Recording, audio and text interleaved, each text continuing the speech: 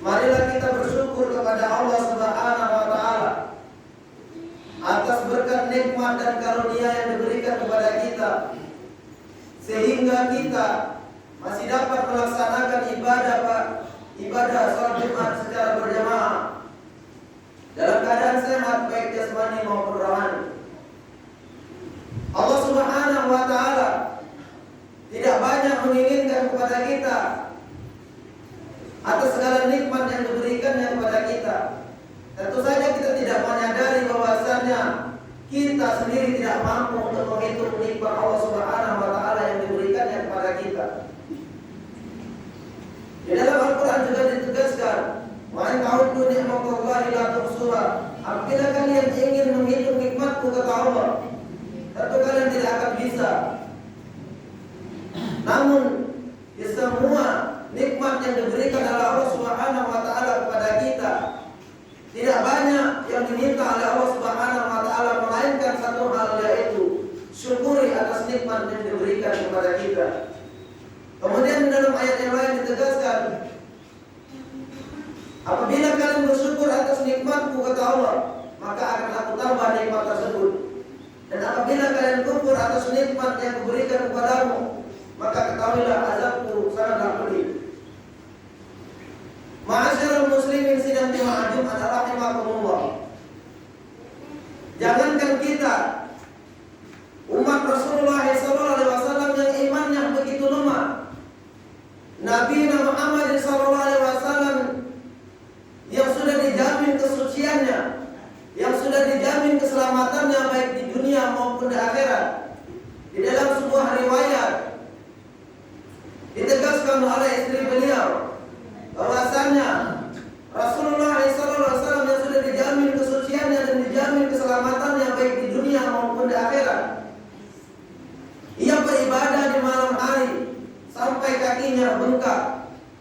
Kemudian ditanyalah oleh istrinya, wahai Rasulullah, sang kekasih Allah, bahwasanya engkau sudah dijamin kesucian dirimu dan sudah dijamin keselamatanmu baik di dunia maupun di akhirat, kenapa engkau tetap beribadah kepada Allah Subhanahu wa Ta'ala dengan sedemikian rupa sampai kakinya bengkak?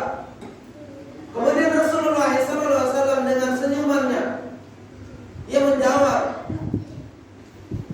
bahwasanya ini adalah salah satu wujud syukur saya kepada Allah Subhanahu wa Ta'ala atas nikmat yang diberikannya kepada saya, sehingga saya bisa disucikan diri saya, dan sehingga saya bisa dijamin keselamatan saya baik di dunia maupun di akhirat.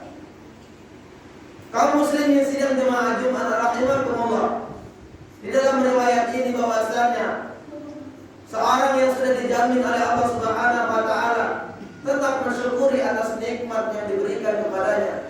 Lalu bagaimana dengan diri kita yang penuh dengan hina ini, yang penuh dengan kesalahan ini, yang penuh dengan dosa ini? Pantaskah kita menjadi hamba-hamba Allah yang kufur atas nikmat diberikan oleh Allah Subhanahu wa Ta'ala kepada kita semua? Lalu bagaimana dengan kesehatan yang kita miliki? Itu semua nikmat dari Allah Subhanahu wa Ta'ala. Lalu bagaimana dengan harta yang kita miliki? Itu semua nikmat dari Allah Subhanahu wa Ta'ala. Lalu bagaimana dengan jabatan yang kita emban saat ini? Itu semua nikmat dari Allah Subhanahu wa Ta'ala. Lalu bagaimana cara kita untuk mensyukuri nikmat tersebut? Harta kita, mari kita untuk bantu saudara-saudara kita yang lemah. Kita bantu agama Allah Subhanahu wa Ta'ala. Kemudian jabatan kita pergunakan untuk memperkuat keimanan umat-umat kita, saudara-saudara kita. Kita berikan syariat kepada mereka supaya mereka tahu mana yang hak dan mana yang batil. Kemudian kesehatan kita pergunakan untuk beribadah kepada Allah Subhanahu wa Ta'ala selagi kita masih diberikan kesempatan oleh Allah Subhanahu wa Ta'ala. Ma'asyiral muslimin sidang jemaah Jumat rahimakumullah, jika kita mencerna semua itu, tiada lain melainkan setiap khatib yang menaik ke atas mimbar selalu menasihati kita tentang ketakwaan kepada Allah Subhanahu wa Ta'ala. Namun tanpa kita menyadari bahwasanya jika kita mensyukuri nikmat Allah Subhanahu wa Ta'ala, itu adalah sebuah ketakwaan yang hakiki kepada Allah Subhanahu wa Ta'ala. Dalam arti kata, kita tetap senantiasa menjalankan perintah-perintah Allah dan kita senantiasa tidak mengkufuri nikmat agar kita tidak menjalankan apa yang tidak diridhoi oleh Allah Subhanahu wa taala.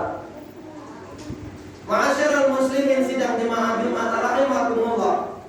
Pada kesempatan kali ini tidak banyak yang ingin disampaikan melainkan yang berjudul khutbah kita pada siang hari ini, yaitu nisfu Sya'ban. Ma'asyiral muslimin sidang jemaah Jumat rahimakumullah. Malam nisfu Sya'ban atau malam pertengahan bulan Sya'ban.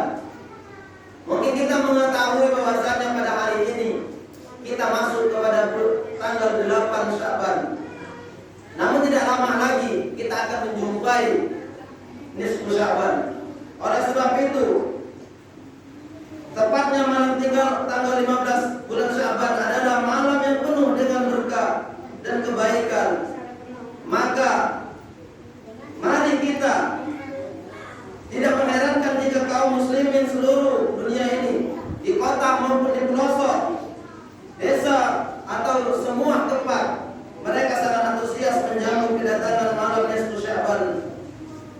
Berbagai macam yang mereka lakukan, berbagai macam jenis ibadah, baik mereka bersedekah, baik mereka mengajak saudara-saudaranya untuk beribadah, bahkan yang terpenting lagi mereka beribadah di malam harinya dan di siang harinya mereka berpuasa pada Allah Subhanahu wa taala. Ma'asyiral muslimin sidang jemaah Jumat rahimakumullah. Karena mengapa mereka melakukan hal demikian? Begitu banyak dalil-dalil yang menceritakan bahwasanya keutamaan nisfu Sya'ban. Baik itu ibadah kita selalu diutamakan oleh Allah Subhanahu wa taala, juga doa kita akan segera dikabulkan oleh Allah Subhanahu wa taala. Meski kedudukan malam nisfu Sya'ban sangat tinggi dan agung terhadap kita, terhadap pandangan para ulama, namun keagungan tersebut bukan berarti kita harus mempercayainya 100% bahwasanya keadaan akan kita rubah dengan doa-doa yang kita lantunkan pada malam nisfu Sya'ban. Inilah yang salah satu keteledoran kita semua. Mereka menganggap bahwasanya ketika keutamaan malam nisfu Sya'ban, semua doa akan diijabah oleh Allah Subhanahu wa taala. Tetapi banyak para ulama menegaskan bahwasanya ketika kita berdoa kepada Allah Subhanahu wa taala, belum tentu itu diijabah oleh Allah Subhanahu wa taala. Karena pada dasarnya ada kriteria doa yang akan dikabulkan oleh Allah Subhanahu wa taala. Dan yang paling utama dalam sebuah riwayat ditegaskan doa yang akan diijabah oleh Allah Subhanahu wa taala adalah doa yang lebih cenderung untuk kemaslahatan umat semuanya. Oleh sebab itu saudaraku yang dirahmati oleh Allah Subhanahu wa taala, jika kita menganggap jangan sampai kita ketika menjalani nisfu Sya'ban atau di malam harinya, baik malam maupun siangnya, perlu kita sadari bahwasanya Rasulullah SAW pernah bersabda, "Masya Allah kana wa ma lam yasha'u lakum." Apapun yang dikehendaki oleh Allah Subhanahu wa taala pada azal pasti akan terjadi, dan apapun yang tidak dikehendaki oleh Allah Subhanahu wa taala pasti tidak akan terjadi. Oleh sebab itu saudara yang dirahmati oleh Allah Subhanahu wa taala, silakan kita optimis bahwasanya kita beranggapan semua ibadah kita diterima oleh Allah Subhanahu wa taala dan doa kita akan diijabah oleh Allah Subhanahu wa taala. Namun jangan sampai kita menjadi orang yang berlebihan menganggap semua itu akan diijabah oleh Allah Subhanahu wa taala. Namun di dalam hadis ini ditegaskan Allah akan mengijabah doa seorang hamba jika itu dia menghendaki. Namun Allah Subhanahu wa taala juga tidak akan mengabulkan doa seorang hamba jika Allah Subhanahu wa taala tidak ingin menghendaki hal tersebut yang terjadi. Oleh sebab itu saudaraku yang dirahmati oleh Allah Subhanahu wa taala, mari kita cernai, mari kita teliti sebaik mungkin. Jangan sampai kita menganggap suatu pemahaman itu menjadi orang-orang yang pemahamannya radikal, supaya kita tetap patuh dan tunduk sesuai dengan syariat dan ajaran Rasulullah SAW. Ma'asyiral muslimin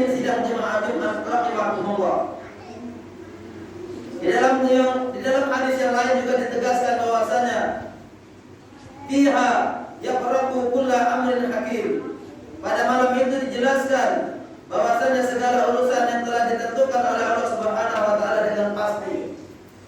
Di dalam hadis ini juga ditegaskan, jangan kita menganggap ketika kita beribadah pada malam nisfu Sya'ban dan siang harinya bahwasanya setiap permasalahan yang kita hadapi itu akan diselesaikan oleh Allah Subhanahu wa taala, akan diberikan kemudahan oleh Allah Subhanahu wa taala.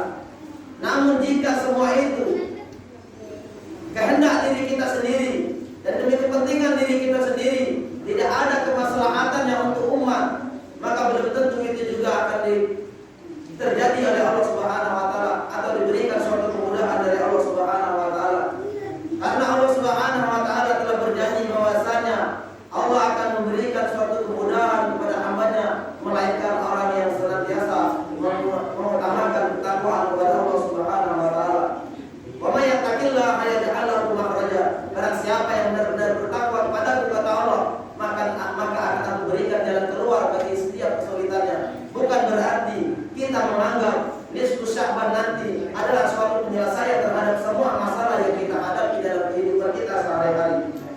Ma'asyiral muslimin sidang jemaah Jumat rahimakumullah. Pada kesempatan kali ini bukan berarti saya mengimbau kepada jemaah sekalian supaya kita tidak semangat untuk beribadah pada malam nisfu Sya'ban nanti, melainkan ini semua supaya kita memahami jejak-jejak hikmah dalam nisfu Sya'ban kelak yang akan kita hadapi nanti. Lalu bagaimana? Apa saja yang harus kita kerjakan ketika malam nisfu Sya'ban nanti? Di dalam cerita ataupun di dalam hadis-hadis Rasulullah SAW ditegaskan bahwasanya apabila kita untuk mengisi malam nisfu Sya'ban, Rasulullah SAW menegaskan sesuai dengan sabdanya, "Idza kanat lailatul nisfu min Sya'ban, faqumu lailataha wa sumu naharaha." Maka apabila datang pertengahan bulan Sya'ban, maka kerjakanlah salat malam pada malam harinya dan berpuasalah pada siang harinya. Maksud dari beribadah pada malam harinya atau salat pada malam harinya yaitu salat setelah salat Isya, setelah salat fardu. Ditegaskan juga di dalam ayat hadis yang lain bahwasanya afdalus salati ba'da al-fardhati salata laili. Maka salat yang paling utama setelah salat fardu adalah salat malam. Hadis riwayat Muslim. Ma'asyiral muslimin sidang jemaah Jumat rahimakumullah. Kedua hadis tersebut bahwasanya ditegaskan bahwasanya apa saja ibadah yang harus kita utamakan ketika kita menghadapi atau kita berjumpa dengan nisfu Sya'ban, yaitu pada malam harinya kita dianjurkan oleh baginda kita dan besar Muhammad SAW untuk sholat malam, memperbanyak sholat malam. Kemudian di siang harinya kita dianjurkan untuk berpuasa demi kepentingan kita kepada Allah Subhanahu wa taala. Ma'asyiral muslimin sidang jemaah Jumat rahimakumullah. Semoga dalam menghadapi atau menjalani pada bulan Sya'ban ini kita dapat beribadah dengan sebaik mungkin kepada Allah Subhanahu wa taala demi kebaikan kita bersama. Dan semoga Allah Subhanahu wa taala memberikan kesempatan kepada kita untuk beribadah yaitu yang sangat diutamakan oleh semua umat Islam dimanapun mereka berada, yaitu pada bulan suci Ramadan. Semoga kita mendapatkan keberkahan di bulan ini dan semoga kita disampaikan juga kepada bulan suci Ramadan nanti sesuai dengan doa para ulama dan para anbiya, yaitu Allahumma barik lana fi Rajab wa Sya'ban wa ballighna Ramadan. Demikian yang dapat saya sampaikan pada kesempatan kali ini. Semoga ada hikmahnya dalam kehidupan kita sehari-hari. Semoga kita dapat mengevaluasi diri kita dan mungkin selama ini kita mendapatkan keraguan ataupun kesalahan. Semoga Allah Subhanahu wa taala dapat mengampuni dosa-dosa kita dan memaafkan semua kesalahan kita.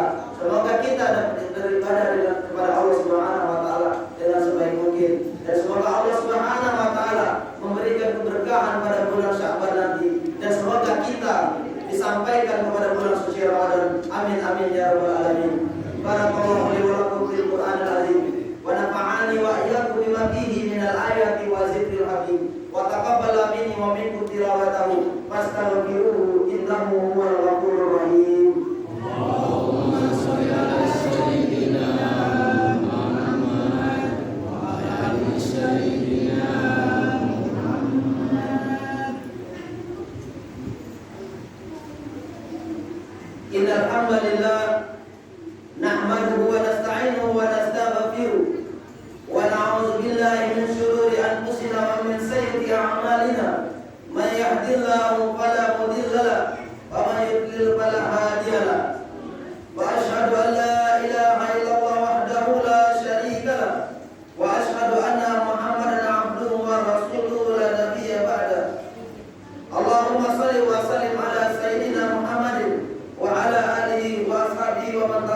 بإحسان إلى يوم الدين. أما بعد فيا أيها المسلمون أوصيكم ونفسي بتقوى الله العلي العظيم فاتقوه واعلموا أن الله أمركم بأمر عظيم أمركم بالصلاة والسلام على النبي الكريم فقال تعالى في القرآن الكريم أعوذ بالله من الشيطان الرجيم إن الله وملائكته يصلون على النبي يا أيها الذين آمنوا صلوا عليه وسلموا تسليما اللهم صل على سيدنا محمد وعلى آل سيدنا محمد كما صليت على سيدنا إبراهيم وعلى آل سيدنا إبراهيم وبارك على سيدنا محمد وعلى آل سيدنا محمد كما باركت على سيدنا إبراهيم وعلى آل سيدنا إبراهيم في العالمين إنك حميد مجيد اللهم اغفر للمسلمين والمسلمات والمؤمنين والمؤمنات الأحياء منهم والأموات